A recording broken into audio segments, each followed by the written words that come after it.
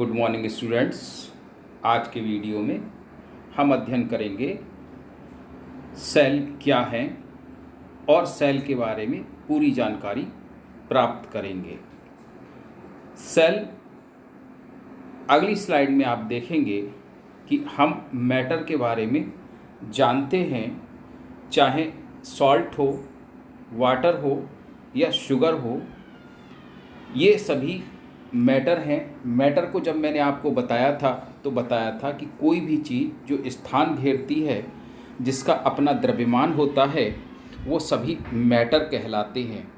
Matter, अगर हम पानी के बारे में बात करें तो पानी H2O, साल्ट के बारे में बात करें तो NaCl, और अगर हम शुगर के बारे में बात करें तो C6H12O6 एटम्स से मिलकर बनी है, जिसको आप इस स्लाइड में देख रहे हैं। पानी का सूत्र, जब मैंने आपको सूत्र बताया था कि पानी का सूत्र H2 होता है, जिसमें हाइड्रोजन एटम और ऑक्सीजन एटम, दो प्रकार के एटम मिलते हैं।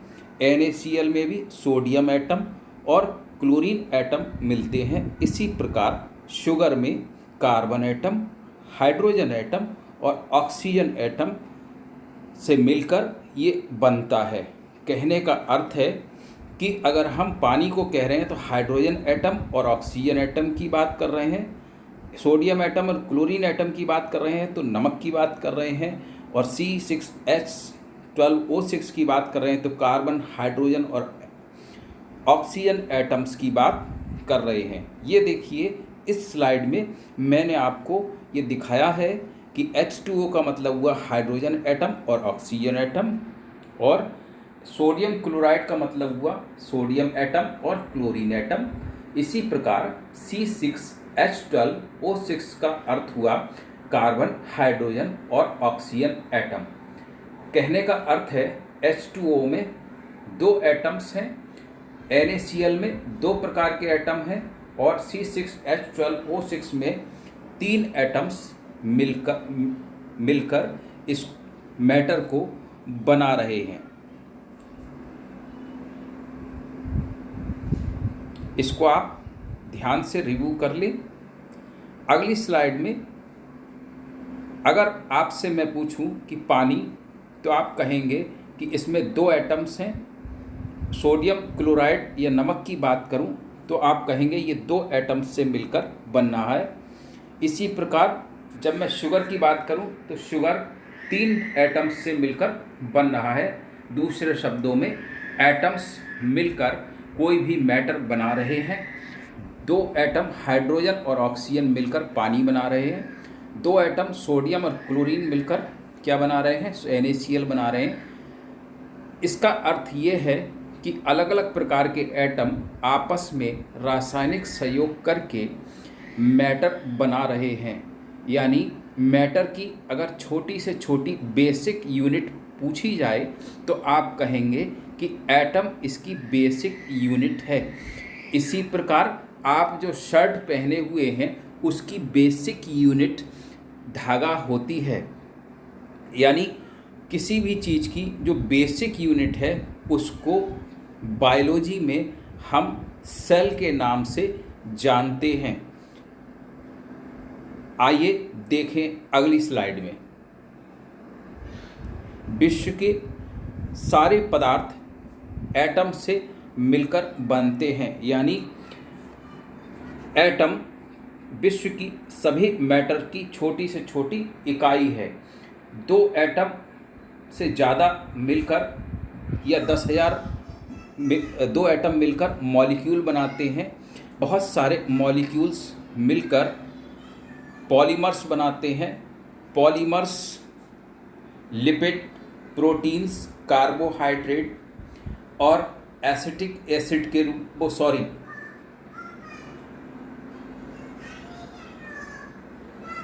कार्बोहाइड्रेट, लिपिड्स, प्रोटीन और न्यूक्लिक एसिड के रूप में हो सकते हैं। इनको हम मैक्रो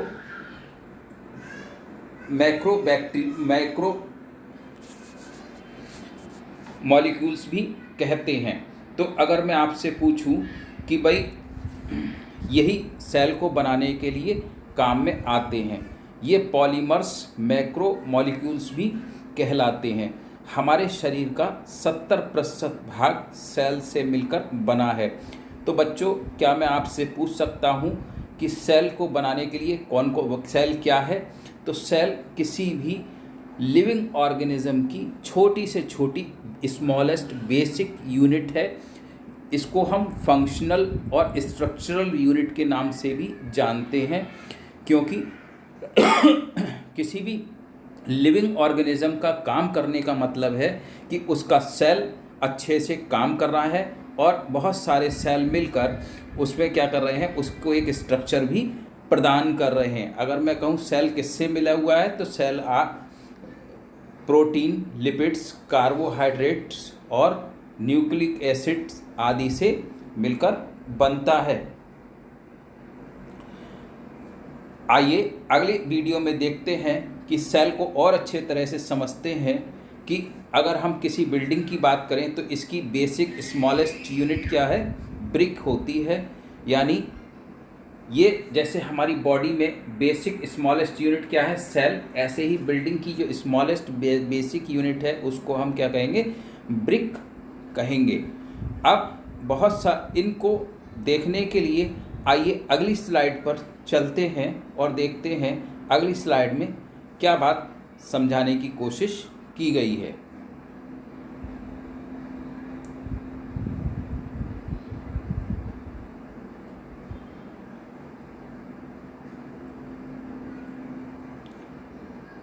बहुत सारे, चाहे मैन हो चाहे प्लांट्स हो, सभी की जो स्मॉलेस्ट यूनिट है वो क्या होती है? बेसिक यूनिट सेल होती है। सभी चीज़ें जिसको हम बाहरी रूप पर देख रहे हैं, बेसिक स्ट्रक्चर हर एक का क्या होता है? सेल होता है। लिविंग ऑर्गेनिज्म की जो बेसिक स्मॉलेस्ट यूनिट है, अब आप समझ चुके होंगे कि क्या होती है? सेल होती है। सेल के बारे में, जैसे ब्रिक्स मिलकर रूम्स बनाते हैं, रूम्स बनाकर मिलकर पोर्शन बनाते हैं, पोर्शन मिलकर एक बिल्डिंग का निर्माण करते हैं, इसी प्रकार ये भी हमारे शरीर का निर्माण करती हैं। कैसे? इसको देखते हैं आने वाली स्लाइड्स में कि कैसे ये आगे एक दूसरे से कनेक्टेड हैं।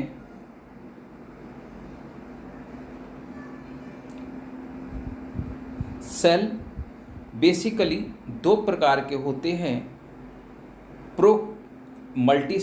जो लिविंग ऑर्गेनिज्म हैं वो दो प्रकार के होते हैं, एक मल्टी सेलुलर और यूनिसेलुलर। यूनिसेलुलर का अर्थ होता है जिसमें एक ही सेल होती है, वन सेल जिसमें हो, जैसे पैरामीशियम, अमीबा एटसेट्रा।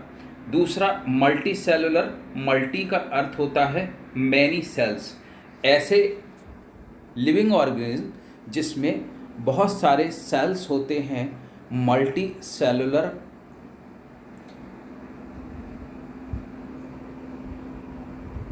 ऑर्गेनिज्म कहलाते हैं। तो आप इस स्लाइड में देख सकते हैं कि सेल कैसे मिलकर लिविंग ऑर्गेनिज्म कितने प्रकार के बनाते हैं। मल्टी सेलुलर का एग्जाम्पल है ह्यूमंस, ट्रीज एटसेट्रा। अब एक दूसरी चीज़ इसमें जो दिखाई गई है वो ये दिखाई गई है कि ब्रिक्स आपस में मिलकर क्या बनाती हैं? वॉल्स बनाती हैं। उसी प्रकार सेल्स आपस में मिलकर टिश्यूज़ बनाते हैं। ये टिश्यूज़ आगे मिलकर ऑर्गन बनाते हैं। इसी प्रकार वॉल मिलकर क्या बनाती हैं? रूम्स बनाती हैं। आइए देखें अगली स्लाइड में।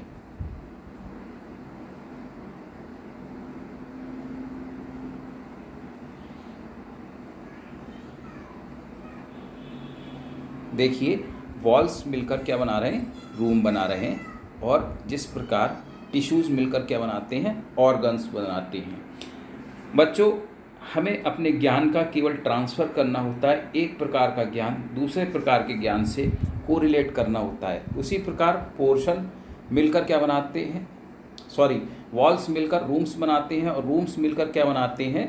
बिल्डिंग बनाती है, उसी प्रकार सेल्स मिलकर टिश्यूज़ बनाते हैं, टिश्यूज़ बना के ऑर्गन बनाते हैं जैसे स्टमक, ऑर्गन्स मिलकर क्या बनाते हैं, ऑर्गन सिस्टम जैसे डाइजेस्टिव सिस्टम एटसेट्रा आदि बनाते हैं। तो इस प्रकार आप ये देख सकते हैं कि बहुत सारी सेल्स हमारे जो लिविंग ऑर्गेनिज्म हैं वो हमारे बेसिक यूनिट क्यों कहा जाता है, क्योंकि अगर हम इनको जूम इन करके देखें तो बेसिकली हम क्या देख रहे हैं, सेल्स के बारे में या स्मॉलेस्ट यूनिट को ही जूम इन करके देख रहे हैं। चाहे हम बिल्डिंग की तरफ से ईंट की तरफ जाएं या फिर ऑर्गन सिस्टम को अगर हम स्टडी कर रहे हैं तो बेसिकली हम क्या स्टडी कर रहे हैं, सेल्स के बारे में स्टडी कर रहे हैं, ऑर्गन सिस्टम को स्टडी कर रहे हैं। और यदि हम बिल्डिंग को स्टडी कर रहे हैं तो हम ईंट को स्टडी कर रहे हैं। अब यहाँ पर एक बात आती है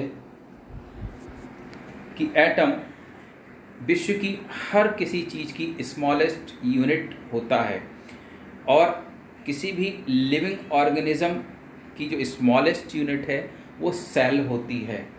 जैसे मैंने अभी आपको बताया था कि वाटर 2 एटम्स से मिलके बना है, एक मैटर है, NaCl 2 एटम्स से मिलके बना है, शुगर 3 अलग अलग प्रकार के एटम्स से मिलकर बनी हैं। तो सारे लिविंग ऑर्गेनिज्म एटम से मिलकर क्यों नहीं बने हैं, इसको जानने के लिए देखते हैं अगले वीडियो को। Thank you for watching.